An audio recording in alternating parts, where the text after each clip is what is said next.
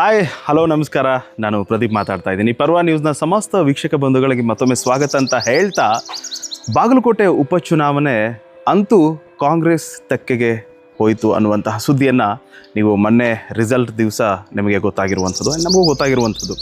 ಆದರೆ ಇದು ನಿಜಕ್ಕೂ ಒಂದಿಷ್ಟು ಜನಕ್ಕೆ ಶಾಕಿಂಗ್ ಅಂತಲೇ ಹೇಳ್ಬೋದು. ಯಾಕಂದರೆ ಬಹಳಷ್ಟು ಸರ್ವೆ ಸಂಸ್ಥೆಗಳು, ಬಹಳಷ್ಟು ಮಾಧ್ಯಮದವರು ಬಾಗಲಕೋಟೆಗೆ ಬಂದು ಒಂದು ತಮ್ಮದೇ ಆಗಿರುವಂಥ ಒಂದು ಸರ್ವೆಯನ್ನು ತೆಗೆದು ಒಂದು ರಿಪೋರ್ಟ್ ಕಾರ್ಡ್ ರೆಡಿ ಮಾಡಿದಾಗ ಅಲ್ಲಿ ಬಂದಿರುವಂಥದ್ದು BJP ಪಕ್ಷ.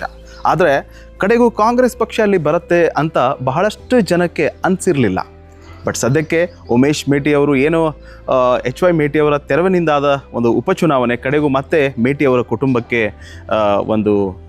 ಒಂದು ಸ್ಥಾನ ಹೋಗಿರುವಂಥದ್ದು ನಿಜಕ್ಕೂ ಅದನ್ನು ಎಲ್ಲರೂ ಸ್ವಾಗತ ಮಾಡಲೇಬೇಕು. ಆದರೆ ಒಟ್ಟಾರೆಯಾಗಿ ಈ BJP ಪಕ್ಷ ಬಾಗಲಕೋಟೆ ಮತಕ್ಷೇತ್ರದಲ್ಲಿ ಎಡವಿದ್ದು ಎಲ್ಲಿ ಅನ್ನುವಂಥ ಒಂದಿಷ್ಟು ಅಂಶಗಳನ್ನು ನೀವೆಲ್ಲರೂ ಕೂಡ ಡಿಸ್ಕಷನ್ ಮಾಡಲೇಬೇಕು. ಹಾಗಾಗಿ ಅದನ್ನು ಮುಂದಿನ ಒಂದಿಷ್ಟು ನಿಮಿಷಗಳ ಕಾಲ ನಿಮ್ಮ ಜೊತೆ ನಾನು ಸವಿಸ್ತಾರವಾಗಿ ಮಾತಾಡ್ಕೊಂಡು ಹೋಗ್ತೀನಿ. ನೀವು ಇನ್ನೂ ನಮ್ಮ ಚಾನಲ್ಗೆ ಸಬ್ಸ್ಕ್ರೈಬ್ ಆಗಿರಲಿಲ್ಲ ಅಂತಂದರೆ ಈಗಲೇ ಸಬ್ಸ್ಕ್ರೈಬ್ ಆಗಿ ಬೆಲ್ ಐಕಾನ್ ಕ್ಲಿಕ್ ಮಾಡೋದ್ರ ಮುಖಾಂತರ ನಮ್ಮ ವಾಹಿನಿಯ ಪ್ರತಿಯೊಂದು ಅಪ್ಡೇಟ್ಸನ್ನು ಮೊದಲು ನೀವು ಪಡ್ಕೊಳ್ಳಿ. ಮೊದಲಿಗೆ BJP ಪಕ್ಷ ಬಾಗಲಕೋಟೆ ಮತಕ್ಷೇತ್ರದಲ್ಲಿ ಎಡವಿದ್ದು ಎಲ್ಲಿ ಅನ್ನುವಂತಹ ಒಂದಿಷ್ಟು ಮಾಹಿತಿಯನ್ನು ನಾವು ಕೂಲಂಕುಷವಾಗಿ ನೋಡಿಕೊಂಡು ಹೋದಾಗ, ಯಾವಾಗ ಬಾಗಲಕೋಟೆಯಲ್ಲಿ ಒಂದು ಗಲಭೆ ಸೃಷ್ಟಿಯಾಗತ್ತೋ, ಅಂದರೆ ಶಿವಾಜಿಯ ಒಂದು ಮೆರವಣಿಗೆಯ ದಿನ ಆಗಿರುವಂತಹ ಕಲ್ಲು ತೂರಾಟ ಏನಿದೆ, ನಿಜಕ್ಕೂ ಕರ್ನಾಟಕ ರಾಜ್ಯಾದ್ಯಂತ ಒಂದು ಸದ್ದು ಮಾಡಿರುವಂತಹ ಘಟನೆ. ನಡಿಬಾರ್ದಾಗಿತ್ತು ಪವಿತ್ರವಾದ ದಿನದ ದಿನ, ಬಟ್ ನಡೀತು.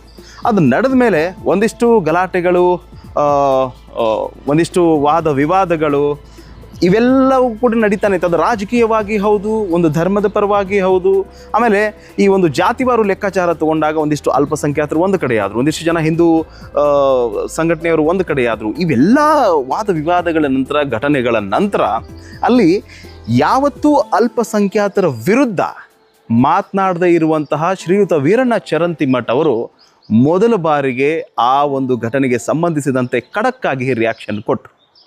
ಏನು ರಿಯಾಕ್ಷನ್ ಕೊಟ್ಟರು ಅನ್ನುವಂಥದ್ದನ್ನು ನಾನು ನೋಡಿದಾಗ ನೀವು ಕೂಡ ಆ ವಿಡಿಯೋವನ್ನು ನೋಡಿದಿರಿ. ಯಾವತ್ತೂ ನೇರವಾಗಿ ಮಾತನಾಡಿದಂತಹ, ಅಲ್ಪಸಂಖ್ಯಾತರ ವಿರುದ್ಧ ಮಾತನಾಡಿದಂತಹ ವೀರಣ್ಣ ಚರಂತಿಮಠ್ ಅವರು ನೇರವಾಗಿ ಒಂದು ಮಾತನ್ನು ಹೇಳ್ತಾರೆ. ಅದು ಏನು ಅಲ್ಪಸಂಖ್ಯಾತರ ವಿರುದ್ಧವಾಗಿರುವಂಥ ಮಾತು. ಅಂದರೆ ಈ ಮಸೂತಿ ಆಗಿರಬಹುದು, ಈ ನಮಾಜ್ ಆಗಿರ್ಬೋದು, ಏನು ಅವ್ರಿಗಷ್ಟೇ ಸೀಮಿತನಾ? ಅದನ್ನು ಕುಲಂಕುಷವಾಗಿ ಚರ್ಚೆ ಮಾಡಬೇಕು, ತಪ್ಪು ಯಾರದೇ ಇದ್ರೂ ಇದನ್ನು ಮಾಡಬೇಕು, ಮಸೀದಿಯನ್ನು ಮುಚ್ಚಬೇಕು ಅನ್ನುವಂಥ ಒಂದಿಷ್ಟು ಮಾತುಗಳನ್ನು ಹೇಳಿದಾಗ ನಿಜಕ್ಕೂ ಆ ಮುಸ್ಲಿಂ ಸಮುದಾಯದ ಕೆಂಗಣ್ಣಿಗೆ ಗುರಿಯಾಗಿರೋದು ವೀರಣ್ಣ ಚರಂತಿಮಠ್. ಯಾಕಂದರೆ ಒಂದು ತಲೆಯಲ್ಲಿ ಇಟ್ಕೊಳ್ಳಿ, ಈ BJP ಪಕ್ಷದ ಒಂದಿಷ್ಟು ತತ್ವ ಸಿದ್ಧಾಂತಗಳನ್ನು ತೊಗೊಂಡು ಹೋದಾಗ ಹಿಂದುತ್ವ ಅನ್ನುವಂಥದ್ದು ನಿಖರವಾಗಿ ನಮಗೆ ತಿಳಿದು ಬರುತ್ತೆ. ಆದರೆ ಇಲ್ಲಿವರೆಗೂ ಮಾತನಾಡಿದಂತಹ ವೀರಣ್ಣ ಚರಂತಿಮಠ್ ಅವರು ಮೊದಲ ಬಾರಿಗೆ ಅಲ್ಪಸಂಖ್ಯಾತರ ವಿರುದ್ಧ ಮಾತಾಡ್ತಾರೆ. ಹಾಗಾಗಿ ಅವರಿಗೆ ಪ್ರತಿ ಸಾರಿನೂ ಕೂಡ ಓಟ್ ಬೀಳುವಂತಹ ಅಲ್ಪಸಂಖ್ಯಾತರ ಮತಗಳು ಈ ಬಾರಿ ನೇರವಾಗಿ ಬಿದ್ದಿದ್ದು ಕಾಂಗ್ರೆಸ್ ಪಕ್ಷಕ್ಕೆ. ಇದು ಪಾಯಿಂಟ್ ನಂಬರ್ 1.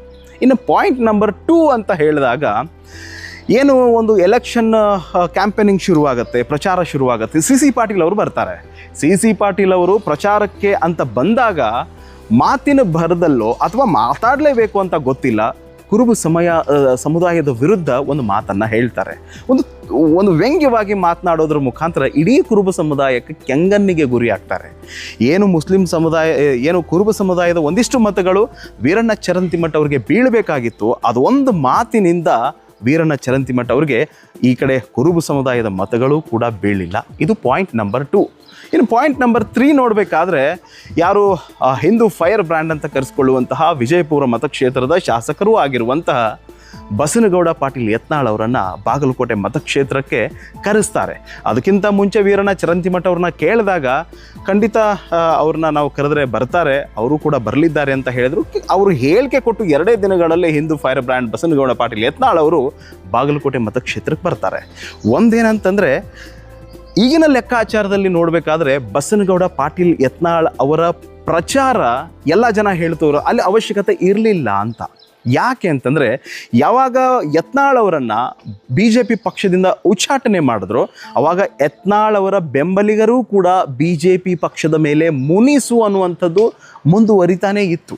ಅಂದರೆ BJP ಪಕ್ಷಕ್ಕೆ ನಾವು ಓಟ್ ಆಗಲ್ಲ, ಹಂಗಂತ ಕಾಂಗ್ರೆಸ್ಗೆ ಹಾಕಲ್ಲ, BJP ಪಕ್ಷಕ್ಕೆ ಮಾತ್ರ ಹಾಕಲ್ಲ ಅನ್ನುವಂಥ ಒಂದಿಷ್ಟು ಮಾತುಗಳು ಅಲ್ಲಿ ಸರ್ವೇ ಸಾಮಾನ್ಯವಾಗಿ ನಡೀತಾನೆ ಇತ್ತು. ಯಾವಾಗ ಬಸನಗೌಡ ಪಾಟೀಲ್ ಯತ್ನಾಳ್ ಅವರನ್ನು ಬಾಗಲಕೋಟೆ ಮತಕ್ಷೇತ್ರಕ್ಕೆ ಪ್ರಚಾರ ಕರೀತಾರೋ, ಆವಾಗ ಬಹಳಷ್ಟು ಜನ ಹಿಂದೂ ಅಂದರೆ ಒಂದಿಷ್ಟು ಜನ ಯತ್ನಾಳ್ ಅವರ ಬೆಂಬಲಿಗರು ಕೇವಲ ಅವರ ಭಾಷಣವನ್ನು ಆಲಿಸೋದಕ್ಕೆ ಬಂದರೆ ಹೊರತಾಗಿ ವೀರಣ್ಣ ಚರಂತಿಮಠ ಅವ್ರಿಗೆ ಓಟ್ ಹಾಕೋದಕ್ಕೆ ಬರಲೇ ಇಲ್ಲ. ಗೌಡ ಪಾಟೀಲ್ ಯತ್ನಾಳ್ ಅವರ ಬೆಂಬಲಿಗರು ಕೇವಲ ಅವರ ಭಾಷಣವನ್ನು ಕೇಳೋದಕ್ಕೆ ಬಂದರೆ ಹೊರತಾಗಿ ವೀರಣ್ಣ ಚರಂತಿಮಠ ಅವ್ರಿಗೆ ಅಂದರೆ BJP ಪಕ್ಷಕ್ಕೆ ಓಟ್ ಹಾಕಲಿಲ್ಲ ಅನ್ನೋದು ಕೂಡ ಇಲ್ಲಿ ಸ್ಪಷ್ಟವಾಗಿ ಗೊತ್ತಾಗ್ತಿರುವಂಥದ್ದು. ಅದರ ಮಧ್ಯದಲ್ಲಿ ಒಂದಿಷ್ಟು ಜನ ಹೇಳಿದ್ರು, ಬಸನಗೌಡ ಪಾಟೀಲ್ ಯತ್ನಾಳ್ ಅವರನ್ನು ನೀವು ತೆಗೆದ್ರಿ, ಹಾಗಾಗಿ ನಾವು BJP ಪಕ್ಷಕ್ಕೆ ಓಟ್ ಹಾಕಲ್ಲ ಅನ್ನುವಂಥದ್ದು ಒಂದಿಷ್ಟು ವಾದ ವಿವಾದಗಳು ಕೂಡ ಅದೇ ಎಲೆಕ್ಷನ್ ಟೈಮಲ್ಲೇ ಶುರುವಾಗಿತ್ತು. ಇದು ಪಾಯಿಂಟ್ ನಂಬರ್ 4. ಇನ್ನು ಪಾಯಿಂಟ್ ನಂಬರ್ 5 ಹೇಳಬೇಕು ಅಂತಂದರೆ ಎಲ್ಲಿ BJP ಪಕ್ಷ ಎಡುವುದು ಅನ್ನುವಂಥದ್ದು ನೇರವಾಗಿ ಏನು ಒಂದಿಷ್ಟು ಟೀಕೆಗಳು ಬಂತು. ಏನು ಸಿದ್ದರಾಮಯ್ಯನವ್ರಿಗೆ ಬೇರೆ ಕೆಲಸ ಇರಲಿಲ್ವಾ, ಮುಖ್ಯಮಂತ್ರಿಗಳಾದ ಮೇಲೆ ಈ ಒಂದು ಸಣ್ಣ ಮತಕ್ಷೇತ್ರಕ್ಕೆ ಬಂದು 4-5 ದಿನ ಇದ್ದು ಪ್ರಚಾರ ಮಾಡೋ ಅವಶ್ಯಕತೆ ಬೇಕಿತ್ತ ಅಂತ BJPಯವರು ವ್ಯಕ್ತಪಡಿಸಿದ್ರು. ಹಾಗೆ ಕಾಂಗ್ರೆಸ್ದವರು ಕೂಡ ಹಾಗೆ ಬಾಗಲಕೋಟೆ ಮತಕ್ಷೇತ್ರಕ್ಕೆ ಈ ವಿಜಯೇಂದ್ರ ಯಡಿಯೂರಪ್ಪನವರಾಗಿರಬಹುದು, ಒಂದಿಷ್ಟು ಜನ ಲೀಡರ್ಗಳಾಗಿರ್ಬೋದು, ಏನಕ್ಕೆ ಬಂದರು, ಏನಕ್ಕೆ ಪ್ರಚಾರ ಮಾಡಿದ್ರು ಅನ್ನುವಂಥದ್ದು ಕಾಂಗ್ರೆಸ್ ಅಂದರೆ ಸರ್ವೇ ಸಾಮಾನ್ಯವಾಗಿ BJP ಕಾಂಗ್ರೆಸ್ಗೆ ಬೈಯೋದು, ಕಾಂಗ್ರೆಸ್ BJPಗೆ ಬೈಯೋದು ಇವೆರಡೂ ಕೂಡ ನಡೀತಾನೆ ಇತ್ತು. ಒಂದು ವೇಳೆ ನೋಡಿ ನೀವು ವಿಚಾರ ಮಾಡಿ, ಕಾಂಗ್ರೆಸ್ ಬಂದಿದೆ, ಇವಾಗ BJPಯವರು ಏನು ಟೀಕೆ ಟಿಪ್ಪಣಿಯನ್ನು ಮಾಡ್ತಾರೆ ಅಂತಂದರೆ ದುಡ್ಡಿನಿಂದ ಆರಿಸಿ ಬಂದರು, ಅವ್ರದ್ದೇ ಗೌರ್ಮೆಂಟ್ ಇದೆ, ಸಿಕ್ಕಾಪಟ್ಟೆ ದುಡ್ಡು ಕೊಟ್ಟಿದ್ದಾರೆ, ಅವರು ವಿನ್ ಆದರು ಅಂತ ಹೇಳ್ತಾರೆ. ಒಂದು ವೇಳೆ BJP ಪಕ್ಷ ಬಂದಿದ್ರೆ ಅವರು ಕೂಡ ನೇರವಾಗಿ ಟೀಕೆಗಳನ್ನು ಈ ಕಾಂಗ್ರೆಸ್ದವ್ರು ಹಿಂಗೆ ಮಾಡ್ತಿದ್ರು. ಏನು ವಿದ್ಯಾರ್ಥಿಗಳಿಗೆ ಸುಖ ಸುಮ್ಮನೆ ಅಲ್ಲಿರುವಂಥ ಸ್ಟೂಡೆಂಟ್ಸ್ಗಳಿಗೆ ವೋಟರ್ ID ಮಾಡಿಸಿದ್ದಾರೆ, ಅವ್ರು ವೋಟರ್ ಹಾಕ್ಸಿದ್ರು, ಗೆದ್ದು ಬಂದರು ಅಂತ ಹೇಳ್ತಾರೆ. ಅಂದರೆ ಸರ್ವೇ ಸಾಮಾನ್ಯವಾಗಿ ಈ BJP ಕಾಂಗ್ರೆಸ್ ಅಂತ ಬಂದಾಗ ಈ ಥರ ತಿಕ್ಕಾಟಗಳು ವಾಕ್ಸಮರಗಳು ನಡೀತಾನೆ ಇರುತ್ತೆ. ಅದ್ರ ಬಗ್ಗೆ ತಲೆ ಕೆಡಿಸ್ಕೊಳ್ಳೋದಂತೂ ಬೇಡ. ಆದರೆ ನಿಜವಾಗಿಯೂ ಕೂಡ BJP ಪಕ್ಷ ಎಡವಿದ್ದ ಅಂಶಗಳನ್ನು ನಾವು ಕೂಲಂಕುಷವಾಗಿ ಸವಿಸ್ತಾರವಾಗಿ ನೋಡಿಕೊಂಡು ಪ್ರಾಕ್ಟಿಕಲ್ ಆಗಿ ನೋಡಿಕೊಂಡಾಗ ಈ ಅಂಶಗಳು ನಮಗೆ ಗೊತ್ತಾಗ್ತಿರುವಂಥದ್ದು. ಇನ್ನು ಮುಂದಿನ ಪಾಯಿಂಟ್ ಏನು ಅಂತಂದರೆ ವೀರಣ್ಣ ಚರಂತಿಮಠ ಅವರು ಸಿಟುಕು ಸ್ವಭಾವದವರು ಅನ್ನುವಂಥದ್ದು. ಅಂದರೆ ಅವರವರ ಒಂದಿಷ್ಟು ಏನು ಲೀಡರ್ಗಳಿದ್ದಾರೆ ಅವ್ರಿಗೆ ಖಡಾಮುಡಿಯಾಗಿ, ಅಂದರೆ ನಾವು ಉತ್ತರ ಕರ್ನಾಟಕದಲ್ಲಿ ಖಡಾಮುಡಿಯಾಗಿ ಮಾತಾಡೋದು, ಕಡ್ಡಿ ಮುರಿದ ಹಾಗೆ ಮಾತಾಡೋದು ಅಂತಾರಲ್ಲ, ಆ ಥರ ಒಂದಿಷ್ಟು ಸ್ವಭಾವಗಳು ಕೂಡ ಇದರಲ್ಲಿ ಬಂದಿದೆ ಅನ್ನುವಂತಹ ಮಾತುಗಳು ಕೇಳಿ ಬಂದಿರುವಂಥದ್ದು. ಇನ್ನು ಮುಂದಿನ ಪಾಯಿಂಟನ್ನು ನಾವು ತೆಗೆದುಕೊಂಡು ಹೋದಾಗ ನೋಡಿ, ಭಾಳಷ್ಟು ಎಷ್ಟು ಈ ಅಂಶಗಳಿದೆ ಅಂತಂದರೆ ಎಲ್ಲವೂ ಕೂಡ ಒಂದು ಎಲೆಕ್ಷನ್ ಒಂದು ಚುನಾವಣೆ ಅಂತ ಬಂದಾಗ, ಅದರಲ್ಲೂ ಮುಖ್ಯವಾಗಿ ಉಪಚುನಾವಣೆ ಅಂತ ಬಂದಾಗ ಈ ಎಲ್ಲ ಅಂಶಗಳು ಎಷ್ಟು ಮುಖ್ಯ ಆಗುತ್ತೆ ಅನ್ನೋದನ್ನು ನೀವು ತಿಳ್ಕೊಳ್ಳೇಬೇಕು. ಸೊ ಇನ್ನು ಮುಂದಿನ ಅಂಶ BJP ಪಕ್ಷ ಅಲ್ಲಿ ಬರದೇ ಇರೋದಕ್ಕೆ ಕಾರಣ ಏನು ಅಂತ ಬಂದಾಗ, ಹತ್ರ ಬಂದಾಗ ಇನ್ನೇನು 2-3 ದಿನದಲ್ಲಿ ಚುನಾವಣೆ ಇದೆ, ಘಟಾನುಘಟಿಗಳನ್ನು ಮತ್ತೆ BJPಗೆ ಘರ್ ವಾಪಸಿ ಅನ್ನುವಂತಹ ಒಂದು ಏನದು ಒಂದು ಇದನ್ನು ಮಾಡ್ತಾರೆ, ಒಂದು ಯೋಜನೆಯನ್ನು ಮಾಡ್ತಾರೆ BJPಯವರು. ಘರ್ ವಾಪಸಿ ಅಂತಂದ್ರೆ ವಾಪಸ್ ನೀವು ಯಾವ ಪಕ್ಷದಲ್ಲಿದ್ದರೋ ಮೊದಲು ಅದೇ ಪಕ್ಷಕ್ಕೆ ವಾಪಸ್ ಅವರನ್ನು ಕರೆತರಬೇಕು ಅನ್ನುವಂಥ ನಿಟ್ಟಲ್ಲಿ ಒಂದಿಷ್ಟು ಜನ ಲೀಡರ್ಗಳನ್ನು ಮತ್ತೆ BJP ಪಕ್ಷಕ್ಕೆ ತಂದರು. ಒಂದು ತಲೆಯಲ್ಲಿ ಇಟ್ಕೊಳ್ಳಿ, ನಾವೆಲ್ಲ ಫೀಲ್ಡಲ್ಲಿ ತಿರುಗಾಡಿ ನೋಡಿದಾಗ ನೀವು ಯಾರೆಲ್ಲ ಪಕ್ಷಕ್ಕೆ BJP ಪಕ್ಷಕ್ಕೆ ವಾಪಸ್ ಅವರನ್ನು ಕರೆ ತಂದಿದ್ದೀರೋ ಲೀಡರ್ಗಳನ್ನು, ಅವರು ಓಟ್ ಹಾಕಿರಬೇಕೇ ವಿನಃ ಅವರ ಬೆಂಬಲಿಗರು ಯಾವತ್ತೂ ಓಟ್ ಹಾಕಿಲ್ಲ. ಅಲ್ಲಿ ಅವರು ನಂಬಿಕೆ ಕೂಡ ಕಳ್ಕೊಳ್ಳುವಂತಹ ಸಾಧ್ಯತೆಗಳೇ ಜಾಸ್ತಿ ಇದರಲ್ಲಿ. ಹಾಗಾಗಿ ಅದು ಕೂಡ ಒಂದು ಮೈನಸ್ ಪಾಯಿಂಟ್ ಅಂತಲೇ ಹೇಳ್ಬೋದು. ಇನ್ನು ಮುಂದಿನ ಪಾಯಿಂಟನ್ನು ಹೇಳಬೇಕಾದ್ರೆ ನಿಮಗೆ ಗೊತ್ತಿರುವ ಹಾಗೆ ಕಳೆದ ಚುನಾವಣೆ ಕೂಡ ಯಾರು ಒಂದು BJP ಪಕ್ಷಕ್ಕೆ ಚರಂತಿಮಠ ಅವರಿಗೆ ಅಪೋಸ್ ಆಗಿದ್ರು ಅಂತಂದರೆ ಅವರು ಸಹೋದರ ಮಲ್ಲಿಕಾರ್ಜುನ್ ಚರಂತಿಮಠ ಅವರು. ಹೌದು, ಈ ಬಾರಿನೂ ಕೂಡ ಅವ್ರದ್ದು ಬಹಳಷ್ಟು ಸ್ಪಷ್ಟವಾಗಿದೆ. ಅವರ ಒಂದು ಚುನಾವಣೆ, ಅವರ ಒಂದು ಎಫೆಕ್ಟ್ ಈ ಒಂದು ಎಲೆಕ್ಷನ್ಗೆ ತಟ್ಟಿದೆ ಅಂತ ಹೇಳಿದ್ರೆ ಅದು ತಪ್ಪಾಗಲಿಕ್ಕಿಲ್ಲ. ಯಾಕೆ ಅಂತಂದರೆ ಮಲ್ಲಿಕಾರ್ಜುನ್ ಚರಂತಿಮಠ ಅವರು ವೀರಣ್ಣ ಚರಂತಿಮಠ ಅವರ ಸಹೋದರರು. ಏನು ನಾವು ಲಿಂಗಾಯತ ಸಮುದಾಯದವರ ಓಟುಗಳನ್ನು ನಾವು ತಗೊಳ್ತೀವಿ ಅನ್ನುವಂಥದ್ದಿತ್ತು, ಲಿಂಗಾಯತ ಸಮುದಾಯದ ಓಟುಗಳು ಚರಂತಿಮಠ ಅವರಿಗೆ ಬೀಳ್ತವೆ ಅನ್ನೋದು ಎಷ್ಟು ಸತ್ಯನೋ ಅಷ್ಟೇ ಓಟುಗಳು ಮಲ್ಲಿಕಾರ್ಜುನ್ ಚರಂತಿಮಠ ಅವರ ಪರವಾಗಿ ಇರೋದು ಕೂಡ ಅಷ್ಟೇ ಸತ್ಯ. ಹಾಗಾಗಿ ಅವರ ಕ್ಯಾಂಪೇನಿಂಗ್ ಏನಿದೆಯಲ್ಲ ನಿಜಕ್ಕೂ ಬಹಳಷ್ಟು ಎಫೆಕ್ಟನ್ನು ತಂದಿರುವಂಥದ್ದು ಈ ಚುನಾವಣೆಗೆ.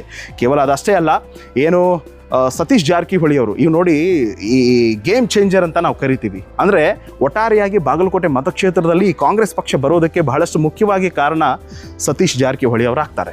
ಎಲ್ಲಿ ಗೋಕಾಕ್, ಎಲ್ಲಿ ಬಾಗಲಕೋಟೆ ಆದರೂ ಕೂಡ ಈ ಚುನಾವಣೆಯ ಸಂಪೂರ್ಣ ಜವಾಬ್ದಾರಿಯನ್ನು ತಗೊಂಡು ಅವರಾಗಿರ್ಬೋದು, ಅವರ ಪುತ್ರರಾಗಿರಬಹುದು ಬಾಗಲಕೋಟೆ ಮತಕ್ಷೇತ್ರಕ್ಕೆ ಬಂದು ಚುನಾವಣೆಯನ್ನು ಮಾಡ್ತಾರೆ.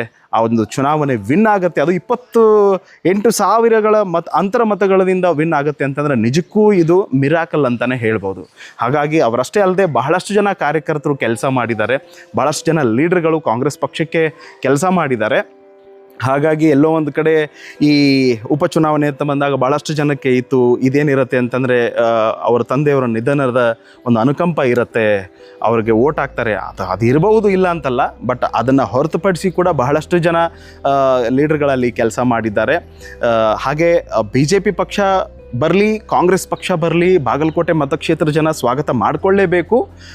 ಇವತ್ತು ಕಾಂಗ್ರೆಸ್ ಬಂದಿದೆ, ಸ್ವಾಗತ ಮಾಡ್ಕೊಂಡಿದ್ದಾರೆ. BJP ಬಂದರೆ BJPನೂ ಸ್ವಾಗತ ಮಾಡ್ಕೊಳ್ತಾ ಇದ್ರು. ಒಟ್ಟಾರೆಯಾಗಿ ನಾವು ಹೇಳುವಂಥ ಉದ್ದೇಶ ಇಷ್ಟೇ, BJP ಭದ್ರಕೋಟೆ ಆಗಿರುವಂತಹ ಬಾಗಲಕೋಟೆ ಮತಕ್ಷೇತ್ರ ಇವತ್ತು ಕಾಂಗ್ರೆಸ್ ಒಂದು ತೆಕ್ಕೆಗೆ ಹೋಗಿರುವಂತಹ ಒಂದು ದೃಶ್ಯವನ್ನು ನಾವೆಲ್ಲರೂ ಕೂಡ ನೋಡ್ತೀವಿ ಅಂತ ಹೇಳ್ತಾ, ಹೀಗೆ ಮತ್ತಷ್ಟು ಸುದ್ದಿಗಳನ್ನು ನಾವು ಕೊಡ್ತಾ ಹೋಗ್ತೀವಿ. ಸತ್ಯ ಸಂಸ್ಕೃತಿ ಶೋಧನೆಯಂತಹ ಸುದ್ದಿಗಳಿಗಾಗಿ ನೋಡ್ತಾ ಇರಿ ಪರ್ವ ನ್ಯೂಸ್ ಕನ್ನಡ. ಇದು ನಿಮ್ಮ ವಾಹಿನಿ. ನಮಸ್ಕಾರ.